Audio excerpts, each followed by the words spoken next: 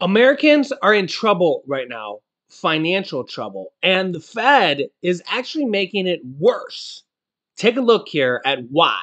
Because you can see a couple reasons here. The Fed's favored inflation gauge is actually seen rising the most in a year. Yeah, so inflation is actually higher than what they expect, and this is not good. Meanwhile, the stock market is soaring to record highs, which is good for investors and people with money in the market, people with retirement funds, IRAs, 401ks, investments, and people that saved. But the problem is for people that don't have money in the stock market, well, you're SOL. And it's a tale of two stories. You can see the opposite here. Nearly 1 in 4 Americans with debt are putting less money towards credit card payments. Quote, people are really struggling. Check out this headline from CNN. They must be out of their minds because I seen this and I almost fell out of my chair. Americans have racked up $1 trillion in credit card debt. That's actually okay. I don't know what CNN is thinking. You can let me know your thoughts there in the comments. But $1 trillion in credit card debt is not okay. The only people it's okay for is the banks and the credit card companies, aka the banks, because they're racking in the interest payments. Because here is a story from a couple days ago, my birthday actually. I don't think this is anything to celebrate. Credit card interest rates are at record highs. Credit cards have never been this expensive. Consumers who carry a balance paid an average annual percentage rate of nearly 23% at the end of 2023. APRs have jumped as the Federal Reserve has raised borrowing costs. Nearly 23% as an average. Wow. What that means is a 23% interest rate. Is roundabout is that on a $10,000 credit card balance, which is not unheard of nowadays. It's probably about average. That means you're paying 23% interest per year, $2,300 in interest every single year. So if you had a 25% interest rate, that means a fourth of that is interest. $2,500 in interest every single year. That means you're paying in 4 years, you're paying $10,000 in interest in just 4 years. That means the $10,000, you're paying that in interest, and you still, in 4 years, and that means you still owe $10,000 to the banks, to the credit card companies. That is insane. And yet, how many millions of Americans and other people around the world have credit card balances? And this is why interest rates are so important.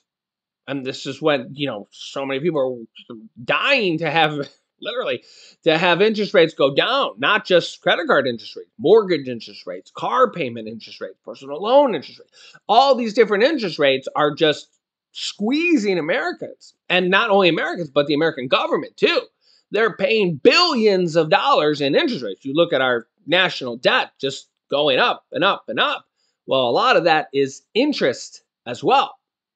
So remember, the government is also feeling the pain also. And check this out. Food costs compared to income is the highest in 30 years. It's been 30 years since the cost of food ate up this much of your income, according to the U.S. Labor Department. American consumers are now spending 11.3% of their disposable income on food alone.